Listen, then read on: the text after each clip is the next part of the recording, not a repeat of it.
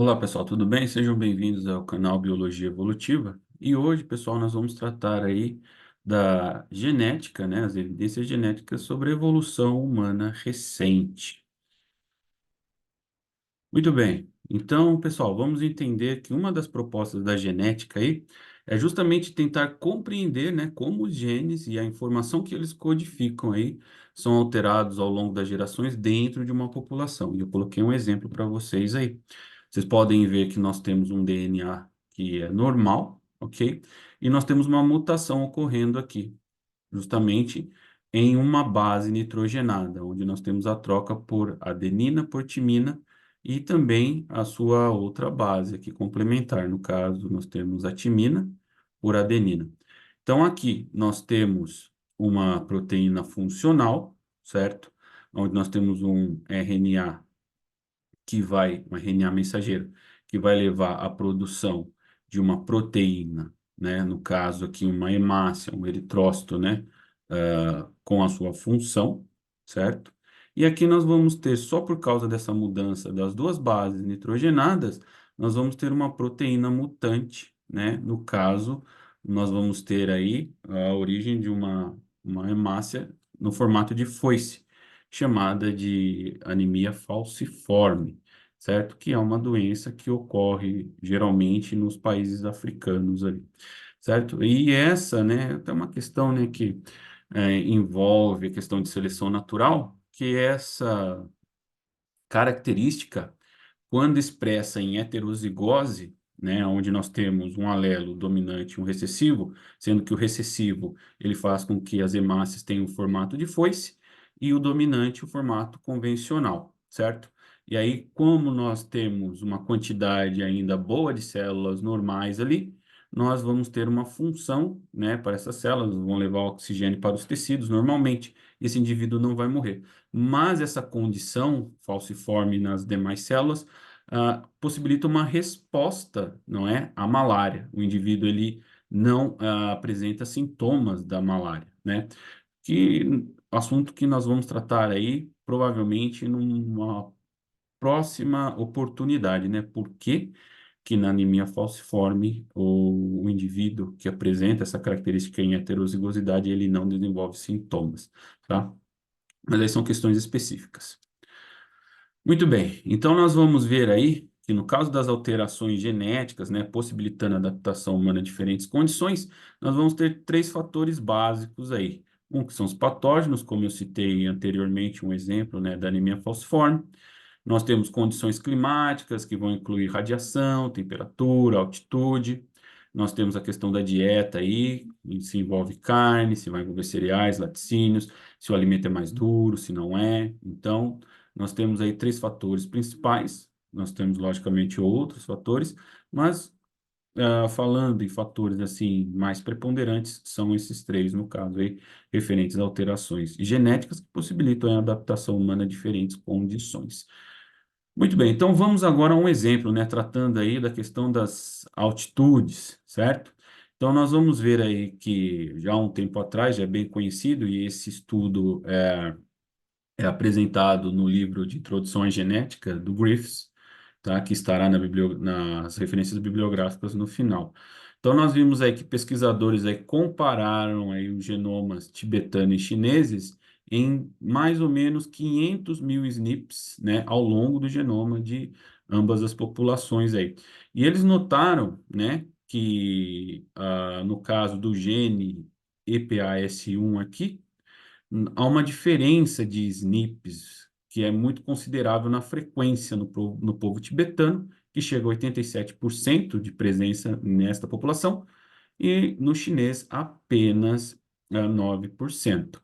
E é justamente um gene que está ligado à questão do aumento, né, de eritrócitos, que são as células sanguíneas que vão, portanto, participar aí da questão da oxigenação do sangue, né? São as hemácias que vão levar o oxigênio para o sangue, vão captar o oxigênio e levar até o sangue.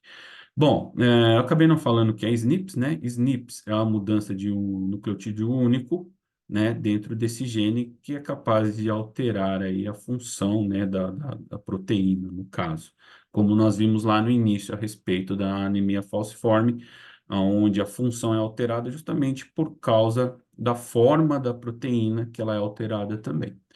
Então, o que que acontece, né, com relação ao EPAS1, no caso o gene EPAS1, né, que faz com que os pesquisadores deem uma maior atenção a ele?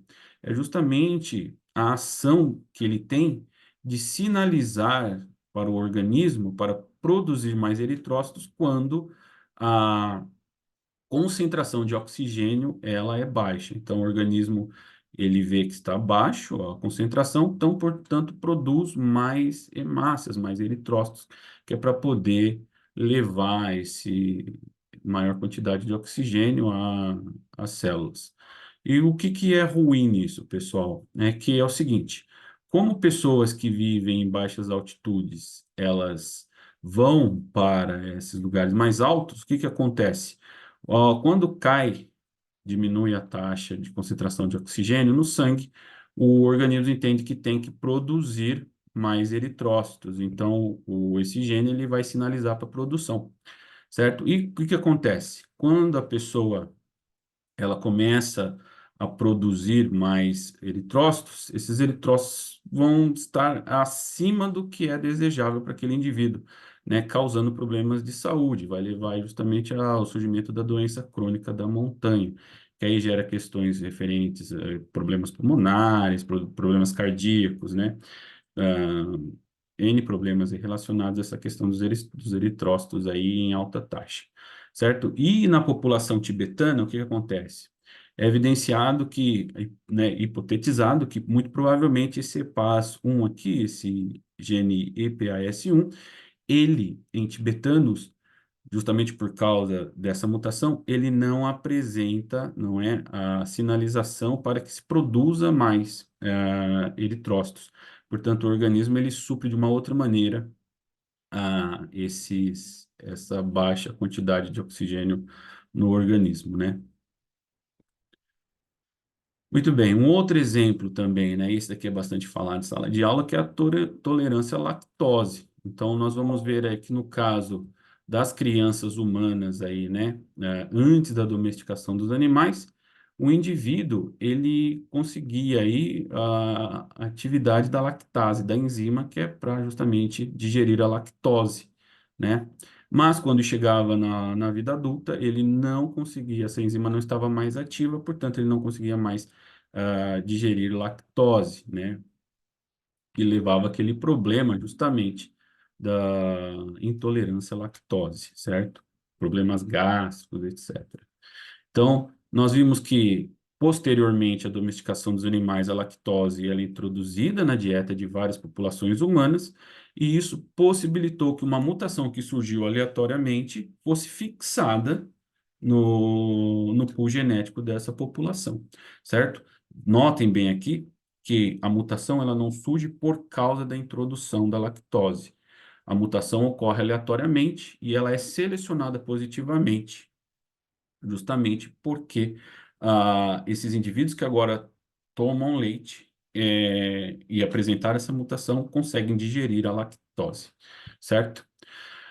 Tá, e quais são as evidências, então? Então, diversos estudos genéticos, aí, principalmente nas populações europeias, tá? Então, nós vimos que é, há um gene nas populações europeias, aí, principalmente na população na parte norte, em que nós temos um SNP, uma timina, no gene da lactase, que é a enzima que vai digerir lactose, e que a expressão vai ser persistente justamente pela troca de uma única base, uma presença de uma timina no meio aí dessa sequência de nucleotídeos dentro do gene. E nós vimos que, no caso da população norte da Europa, nós temos uma taxa de frequência de 90% nessa população, desse SNP. E na população sul, onde o consumo de laticínios não é tão proeminente quanto na do norte, nós temos apenas uma frequência de 10% na população. Então, é evidente aqui que nós tivemos uma seleção, não é, positiva, uma seleção natural positiva para o SNP aqui da ativação da lactase durante a vida adulta nessa população aí da Europa. Eu coloquei aqui para vocês outro exemplo, e para que a gente possa entender um pouquinho do mecanismo, como que funciona. Então, nós vamos ver que além da timina na Europa, aqui desse SNP, nós temos outros também em outras populações, como a guanina, que vocês podem ver aqui em populações da Etiópia, e também a guanina aqui nessa outra posição, certo? Em populações da Arábia. Então, o que que nós vemos aqui? Esses SNPs, eles estão ligados a esse elemento regulatório aqui que se liga ao promotor do gene. Isso daqui faz com que esse gene continue ativo e a enzima que aqui é indicada pela bolinha roxa aqui, ela fique ativa, se ligando ao gene para a produção da lactase, até mesmo na vida adulta. Um exemplo já pouco conhecido, né, que não é muito falado, é do povo Bajau. O povo Bajau é um povo que vive da pesca, né, no mar e através da pesca com mergulho, né? Então eles submergem ali durante um bom tempo. E o que que acontece com o povo Bajau? Eles apresentam um aumento do baço, né, 50% maior do que em outras populações humanas. E nós sabemos que o baço ele está relacionado à ciclagem das células sanguíneas, certo? Então o baço ele vai pegar aquelas células mais velhas, vai digerir, quebrar aquelas células, pegar os componentes, utilizar em novas células ali, reciclando essas células ali. E então, o que que os pesquisadores evidenciaram? Que o gene, né, PDE10A, ele apresenta um SNP que está associado aí à função da tireoide e ao tamanho do baço, né? E os autores colocam ainda no trabalho lá, né? Tanto de uma quantidade aumentada de células oxigenadas, quanto de um reservatório maior para armazená-las. É uma das hipóteses. E a outra, né, que é uma hipótese alternativa, seria o tamanho maior do baço, né? Ele poderia estar simplesmente ligado ao efeito secundário do aumento do volume celular.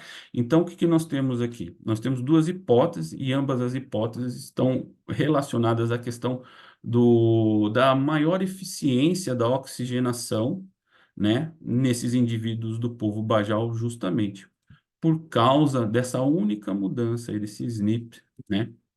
Logicamente que eles evidenciaram vários outros SNPs ligados a outras condições relacionadas à hipoxia, né, à hipóxia, desculpe, relacionados à hipóxia, que é a condição da falta de oxigênio ali, né, os meus mergulhos longos. Mas dei ênfase justamente para que a gente possa compreender mais facilmente, com um único exemplo apenas, né, a, as evidências genéticas da evolução também na espécie humana, pessoal. No artigo que eu coloquei na bibliografia, os pesquisadores apresentam vários outros genes ali também, e outras ações relacionadas. Quem quiser se aprofundar, vai estar lá na bibliografia. No demais, agradeço a todos aí, lembrando que qualquer dúvida, coloque no comentário. Se for um colega da área da biologia que notou que eu tenha falado alguma coisa assim, que não ficou muito bem explicado e quiser colocar nos comentários, eu agradeço também, né? Pois, como eu já falei, eu sou um professor de ciências biológicas, eu não sou em si um geneticista, mas gosto bastante do assunto e me procuro informar na literatura. E você que é criacionista, né? E é literalista bíblico e vem aqui depois comentar, é o seguinte, você pode até falar, isso são microevoluções, rapaz. E eu coloco aqui uma reflexão para você. Se você busca realmente saber o que são, né, microevoluções ao longo de um período grande de tempo, que não macroevoluções. Macroevolução é isso. É o acúmulo de microevoluções ao longo do tempo evolutivo daquela espécie. Certo, galera? Um abraço para todos aí e até mais.